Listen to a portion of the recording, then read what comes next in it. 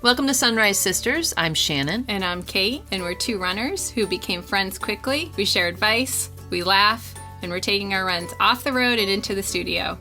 Are you going? All right, we're going. Here we are in the morning. We've gotten everybody up and awake. Victoria is joining us under duress because she would normally be asleep, from what I understand. So isn't it a perfect topic to talk about, which is, how do you get up early and run? How do you make that a habit? And how do you do it when it's not the conditions that motivate you? Mm-hmm. I think you need to have an array of swear combinations to start. I like that. I like this. You and I like swearing. Is that for the whole run or just for when you're getting up? Throughout, from the time you get up till the time you come back and you have a coffee in your hand and you're stretching. So right. I think the thing is, I do love getting up and running early, but you can also hate it at the same time. Yeah. We can talk a little bit about that because that's exactly what we do. We have to run early and it's the worst. Yeah, we can come up with, I think, some pretty clear steps. I think number one is you have to be committed. It has to be something you want to do, even if it's hard or even if it's something that you're going to have a struggle with each morning. If you don't really want to get up early in the morning and run, if you really don't have an intention, you'll never do it because you'll never be set up well and you'll never be organized or motivated to even overcome that obstacle. Don't you think? Yeah, I think that's the start. Having like a rhythm. What time did you get up this morning? I normally get up 5 o'clock no matter what because I'm so conditioned. Yeah. Victoria just made a face like she just sucked on a lemon, like if you would do that. But it's part of the conditioning. To your point, Kate, the habit of I've been getting up at 5 in the morning so long during the week to go exercise that my body normally wakes me up. But I was a little void on sleep the last 3 nights. So I went back to bed and needed sleep. So I actually got up later. How about you? Were you up at 5?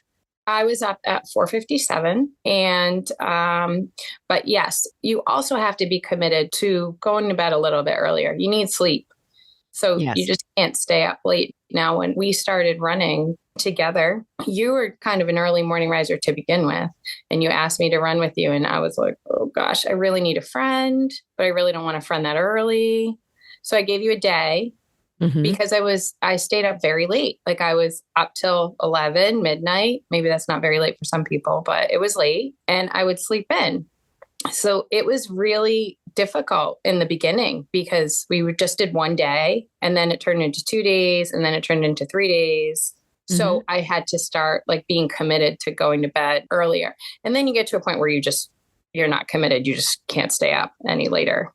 But in the beginning, you have to think about how you're going to work your schedule around that, like TV off, screen off, whatever it might be. And you just got to do what you can to settle your brain so you can go to sleep.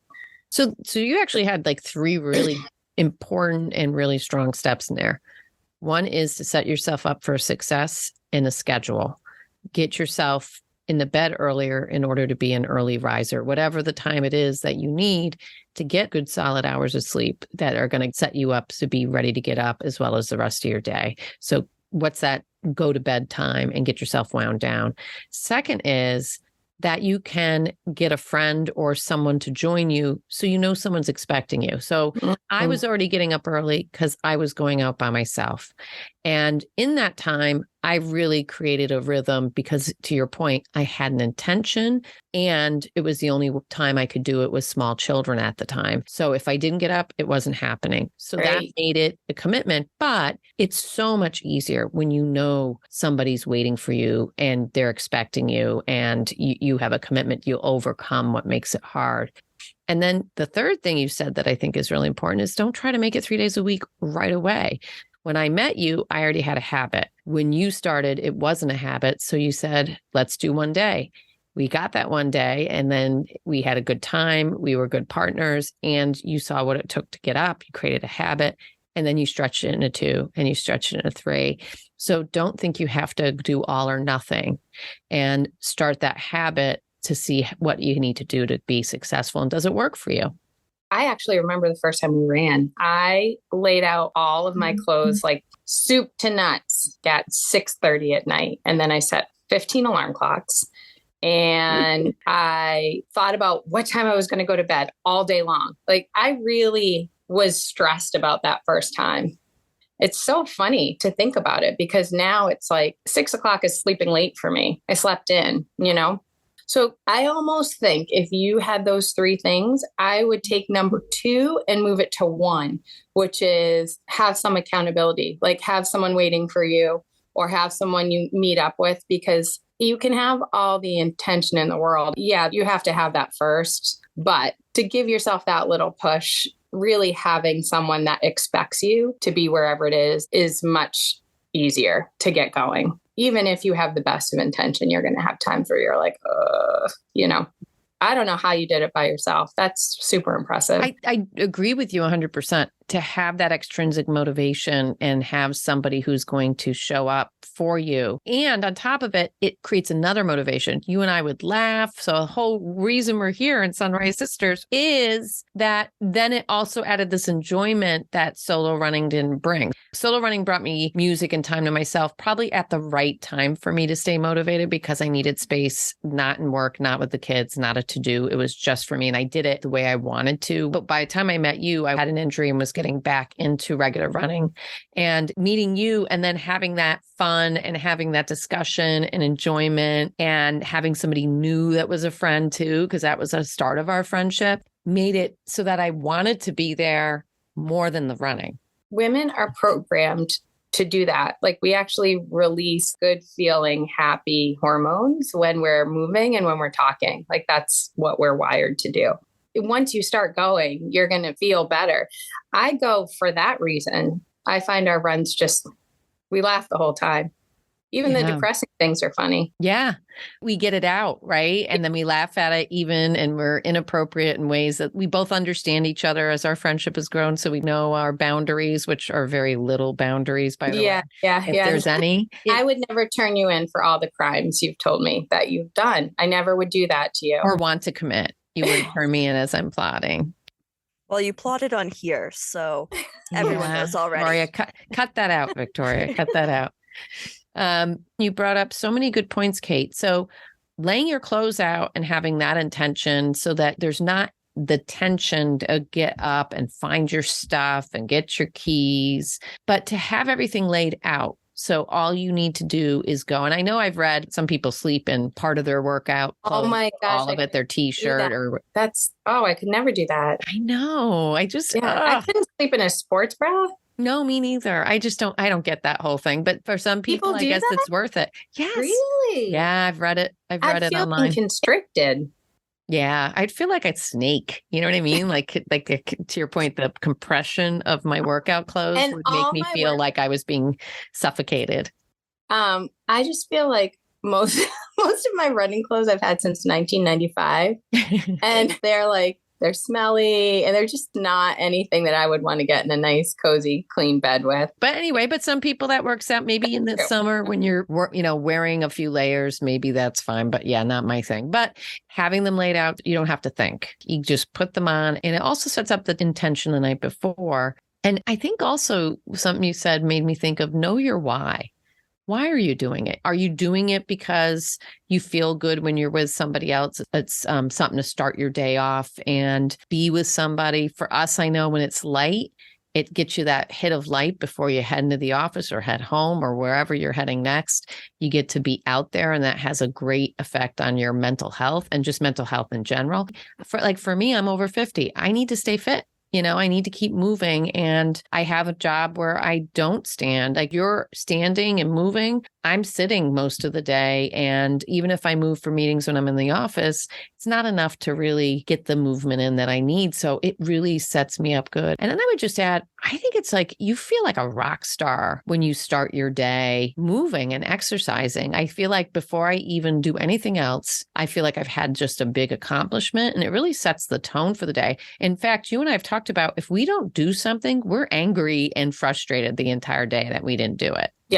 Yeah, I agree. I love being outside first thing in the morning. There's nothing like it. And that's why we're sunrise sisters. I mean, I am obsessed with sunrises and the beauty of being outside first thing in the morning when very few people are awake. So true. And so quiet. And we run all year. So it's just as pretty in the summertime as it is in the winter. And that I just really, really appreciate. It definitely sets a good tone for me. And also, I forgot you were over 50. In a good way? Yeah, you're so vibrant and youthful. I always forget that. I always forget that we have a 15-year age difference. Nice try, Kate. Ah, darn it. Anyway. But we are in different stages of life where you have smaller children, right? I have kids in college and one 16-year-old. So I think that's the other piece too, is the whole reason I started and maybe started ahead of you is it was the only time I could do it. And I had small kids. So between my husband and I, one of us had to be with them. You couldn't step out the door without him. And my husband left at 6:30 in the morning. And I knew I had nothing in the gas tank at the end of the day. So getting up at 5, was the only option I had when they were young. As soon as I felt pretty good running with my kids, I put them in the jogging stroller and go running. Granted, that wasn't at 5 in the morning, but it wasn't pretty and it wasn't long and it wasn't fast, but it was something. And I'd try to keep it a little bit consistent and push 2 kids in a stroller. And well, you got moving and you're not saying it. So I love it. You're coming up with nuggets of wisdom, which is another thing. When you're going to have a running buddy, just have an agreement of what that run's going to look like. So you and I run, as our listeners know, we constantly talk about going slow. Well, you were like, have an agreement of what that looks like. And I was going to say for us, it's walking. And by the way, for everyone that hasn't heard it, I'm kind of the brick that slows Kate down. Kate is 9 years younger than me 15. And is faster, much faster. And so I constantly have to explain that I'm going to be slower, but we jive on it, or I'm completely holding Kate back. I'm not sure. But I also have friends I run with on the weekends on longer runs, and I wasn't doing longer runs because I was struggling with them. And one of the people I run with said, can we run at a 13-mile pace? I'm running a race with a friend who needs to go slower, and I need to get used to that pace. And that helped me overcome doing my long run and not doing it because I kept thinking I have to be at a certain pace.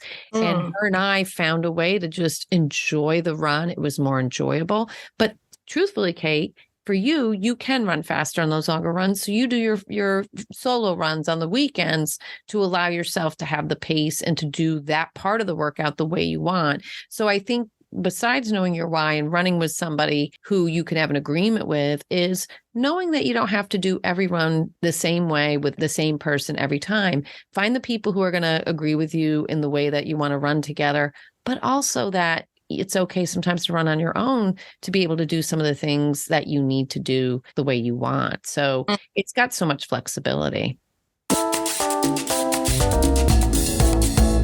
That's a great segue into that and into a next part, which is we do run year round and we live in New England where we're going to get all weather conditions and all light conditions all the way around. So let's talk a little bit about what we do to handle the weather. I'll first go to the light. We run half the year in the dark, right? So what do you use for equipment to be able to overcome a running in the dark? Well, I never used to use my reflector vest, but I use that now. I used to rely on you and put you on the outside, but I do use that now. And then I have my knuckle light when it works. Those are awesome. Sponsor alert. Find us, call Victoria. Stop dropping names until we get paid. That's true. Lights that are on your knuckles that you push a button and they turn on. What other things? I like that, Victoria, by the way. Sorry, just to interrupt again. Victoria, I like that. Knuckle lights, if you can hear Victoria, that's the last time we're mentioning you until we get paid. Okay, move on. What was something I was just going to say that I don't remember? Do you remember what I was going to say? I don't know what you're going to say if you didn't say it.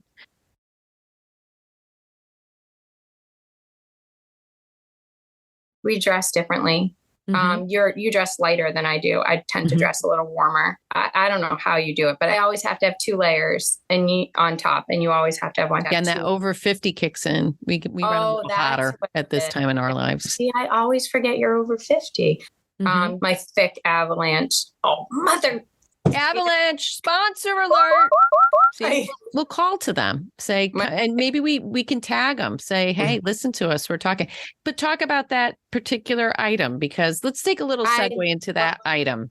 Yeah, their fleece stuff is awesome. Like, it's perfect winter gear. Do me a favor, explain that item, because I can't do it because of what I do professionally. Explain that Avalanche item. I'm not going to explain it like you explain it. I'm going to say I wear these black pants and they're thicker. They're thicker, but they're stretchy, and they got a little fleece softness to them. They've got some warmth, but some breathability. How am I doing? Okay, I'm going to step in, and I'm just going to throw caution to the wind. Avalanche, if you can hear us, it is and I know we don't like to use goat because that's probably outdated and my kids would cringe, but it is the greatest of all time, and everyone we know. It's a quarter zip top, and it has a poly outside. It's breathable fleece inside. This is why it has compression. It actually is moisture wicking. You can zip it up around your neck. You can zip it down. You can wear a layer. You cannot. And then it's the same kind of fleece pant, poly on the outside. Some, as they evolve it, some have pockets. They have it in navy, gray, and black. And their bottoms, people use them skiing. But we found in the winter, you don't have to wear a lot of layers if you wear this item. It covers your neck.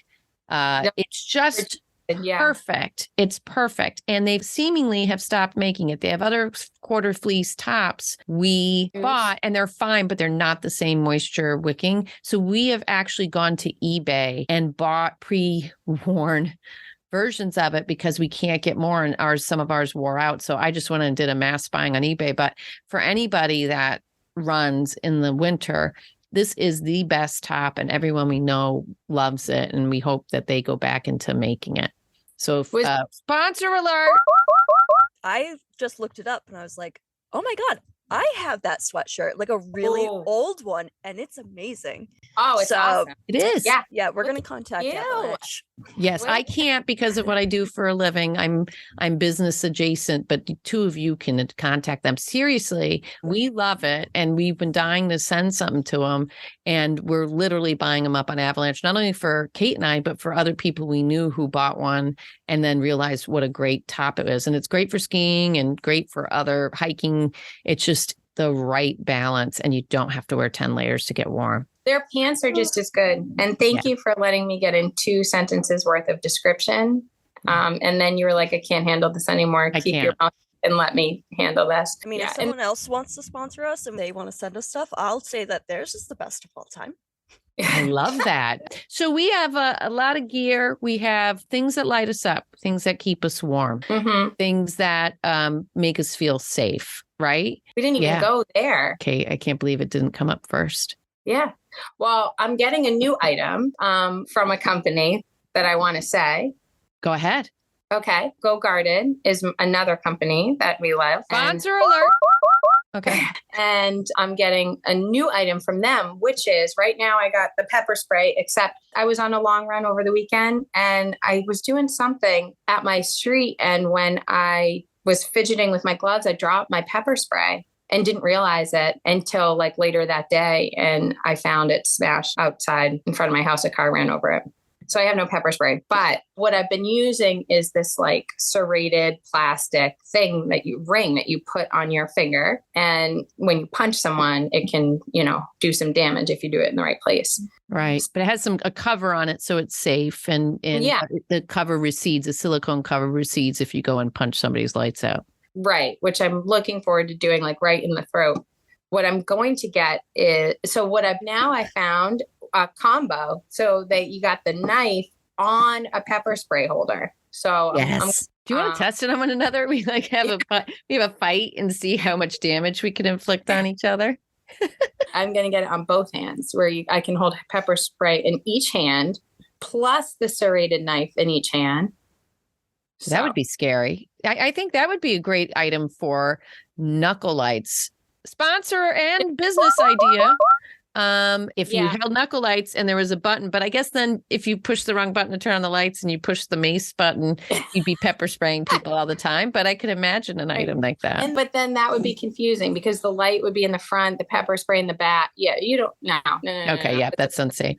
So but what if you did the serrated piece on the end of the light, and then you could just take the light up and like I'd stab myself all the time. I mean, look at you and your right hand. Something about your right hand always flashes the light in my eyes. I don't know what you do with your right hand when you and run. it didn't happen before we changed our routes up, right? It wasn't happening before that. It didn't happen as much, I don't think, but you blind me. Maybe now I'm twisting my hand now that I'm in my 50s and just blinding you. So let's kind of sum up here. The bottom line is, if you want to run early, you got to get up, you got to get an accountability partner, you got to have your stuff laid out, have a great intention and why, and make it a habit and have a valuable person that you enjoy being with and want to make sure you have that time and enjoy the outside, get the fresh air, get the light when it's light, and then make sure you have the right equipment. If it's winter, have the right clothes. There's many stores beyond the ones that the items we mentioned that have these kinds of layers. And, you know, there's a lot of stores that sell that cheap, whether it be an off price or discount stores. They have great workout gear. And you can go online and research, and people love to talk about what gear is their favorite and where they get great bargains. And just feel safe, right? Yeah. So the one great part we didn't mention in all of this is part of us, you and I coming together, me not running solo, was because it was a safety issue. There had been a real tragedy with a runner being killed out in our area, and it spooked everybody. And we decided that as much as it frustrates us that we have to do that to feel safe, that safety in numbers is important. I just want to say that nighttime runners, because I'm a night owl, all the stuff you said is pretty much the same, like making sure you have someone with you that will inspire you to go, because again, not everyone's working the regular like 9 to 5. There are people that have to do it at the end of the day, and wearing your running stuff, all those reflectors and all those lights are really important. I don't think people understand at night how hard it is to see people while they're running. Like there's a guy that runs by and he runs with his dog. He wears the full suit. He has his dog have the little vest, the little reflector light on the dog. I'm like, thank God, if I ever hit that dog, I would be so upset. But for like safety, I just carry a knife. My gosh. I'm going to just get knife when you run. That's awesome. Yeah, that's really badass. If anyone touches me, I would just stab them. We need to toughen up, Shannon. We do. I think, Victoria, we got to take you and you can just be our bodyguard. You'll have to drag me. Sunrise Sisters would like to thank Sterling-Lancaster Community Television, all of our friends on social media, our listeners. I'd like to thank Brooke Winsman for our fantastic logo. Thanks for listening. I'm Shannon. And I'm Kate, and thanks for running with us.